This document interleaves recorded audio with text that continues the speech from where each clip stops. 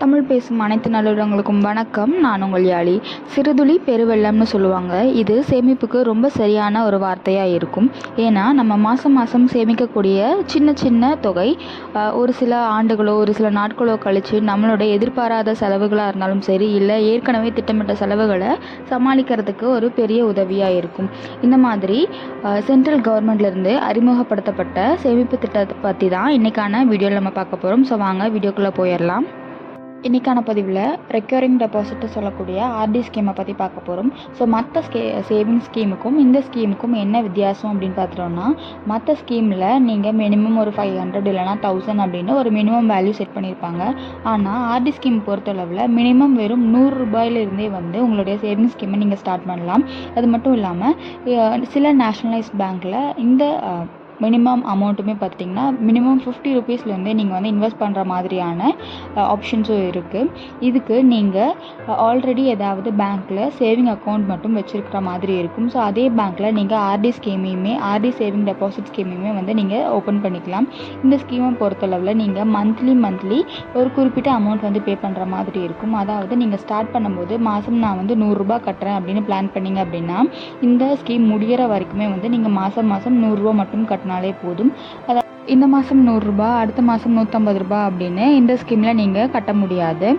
இந்த ஸ்கீமை பொறுத்தளவில் மினிமம் அமௌண்ட் பார்த்துட்டிங்கன்னா வெறும் 100 ரூபா அப்படின்றதுனால ஸ்கூல் ஸ்டூடெண்ட்டாக இருந்தாலும் சரி, இல்லைனா காலேஜ் ஸ்டூடெண்ட்டாக இருந்தாலும் சரி, உங்களுக்கு கிடைக்கக்கூடிய பாக்கெட் மணியை வச்சு இந்த சேவிங்ஸ் ஸ்கீமில் நீங்கள் ஜாயின் பண்ணலாம். அதே மாதிரி இதுக்கான மெச்சூரிட்டி பீரியட் அப்படிங்கிறதையும் நீங்களே சூஸ் பண்ணுற மாதிரி இருக்கும். ஸோ நீங்கள் ஒரு சில பேங்க்கில் 6 மாதத்துலேருந்து 10 வருஷம் வரைக்கும் மெச்சூரிட்டி பீரியட் கிடைக்கும். இன்னும் ஒரு சில பேங்க்கில் மினிமம் 1 இயர்லேருந்து 10 இயர்ஸ் வரைக்கும் உங்களுக்கான மெச்சூரிட்டி பீரியட் அப்படின்றது இருக்குது. இந்த ஸ்கீம் பொறுத்தளவில் உங்களுக்கான இன்ட்ரெஸ்ட் ரேட் அப்படின்னு பார்த்தீங்கன்னா 5.80% தராங்க.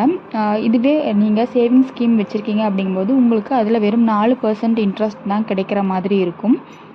இந்த 5.80% இன்ட்ரெஸ்ட் ரேட் பார்த்துட்டிங்கன்னா உங்களுக்கு எவ்ரி 3 மந்த் ஒன்ஸ் மாறும். ஸோ கவர்மெண்ட் 3 மாதத்துக்கு ஒரு தடவை இதுக்கான இன்ட்ரெஸ்ட் ரேட்டை மாற்றிட்டே இருப்பாங்க.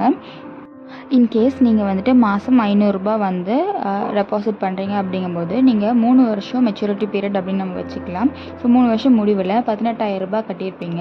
உங்களுக்கான இன்ட்ரெஸ்ட் அப்படின்னு பார்த்தீங்கன்னா 1695 ரூபா நீங்கள் கட்டின 18,000க்கு ஒரு இன்ட்ரெஸ்ட்டாக கிடச்சிருக்கும். ஸோ டோட்டலாக உங்களுக்கான அமௌண்ட் நீங்கள் மெச்சூரிட்டி பீரியடில் எடுக்கிறது பார்த்துட்டிங்கன்னா 19,695 ரூபா.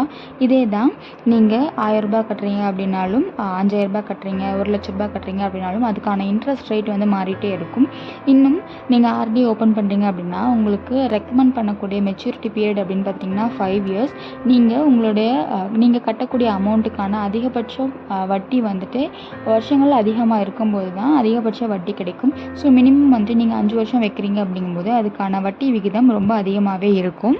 இதுவே நீங்கள் குழந்தைங்களோட ஸ்கூல் ஃபீஸ்க்கோ இல்லை காலேஜ் ஃபீஸ்க்கோ இந்த மாதிரியான சேவிங் அக்கௌண்ட் ஓப்பன் பண்ணுறீங்க அப்படிங்கும்போது வருஷம் புது ஆர்டி ஸ்கீம் ஓப்பன் பண்ணுற மாதிரி இருக்கும். அதாவது 2022 நீங்கள் ஆகஸ்ட்டில் ஒரு சேவிங் அக்கௌண்ட் ஓப்பன் பண்ணுறீங்க அப்படிங்கும்போது இதுக்கான மெச்சூரிட்டி பீரியட் மினிமம் 36 மாதமாக நம்ம வச்சுக்கலாம். அதாவது மினிமம் 3 இயர்ஸாக வச்சுட்டோம் அப்படின்னா 2025 உங்களுக்கான ஃபஸ்ட்டு ஆர்டியோட மெச்சூரிட்டி அமௌண்ட் கையில் கிடைக்கும். இதுவே நீங்கள் 2023 செகண்ட் ஆர்டி ஸ்கீம் ஓப்பன் பண்ணுறீங்க அப்படிங்கும்போது இதுக்கான மெச்சூரிட்டி அமௌண்ட் 2026 உங்களுக்கு கிடைக்கும். இதுவே நீங்கள் 2024 மூணாவது ஆர்டி ஸ்கீம் ஓப்பன் பண்ணுறீங்க அப்படிங்கும்போது 2027 இதுக்கான மெச்சூரிட்டி அமௌண்ட் உங்களுக்கு கிடைக்கும். ஸோ இந்த மாதிரி வருஷம் புதுசாக ஒரு ஆர்டி ஸ்கீம் நம்ம ஓப்பன் பண்ணுறோம் அப்படிங்கும்போது குழந்தைங்களோட ஸ்கூல் ஃபீஸ் இல்லைனா காலேஜ் ஃபீஸ் கட்டுறதுக்கு நம்ம அந்த டைமில் வெளியில் எங்கேயும் கடன் வாங்க வேண்டிய அவசியம் இருக்காது. நம்ம சேவ் பண்ணி வச்சுருக்கக்கூடிய ஆர்டி அமௌண்ட்டை எடுத்தே நம்மளோட குழந்தைங்களோட ஃபீஸையும் நம்மளால் கட்ட முடியும். இல்லை அப்படிங்கும்போது உங்களுக்கு அந்த படிப்பு செலவு இல்லை அப்படிங்கும்போது வேறு ஏதாவதுக்கான செலவுகளையும் நம்மளால் செஞ்சுக்க முடியும். ஆர்டி அமௌண்ட்டை பொறுத்தளவில் நமக்கு கையில் காசு இருக்கும்போது எப்போ வேணால் போய் கட்டலாம் அப்படின்ற ஒரு விஷயம் கிடையாது. குறிப்பிட்ட தேதியில் அந்த ஆர்டி அமௌண்ட்டை கரெக்டாக டெபிட் பண்ணிடுவாங்க.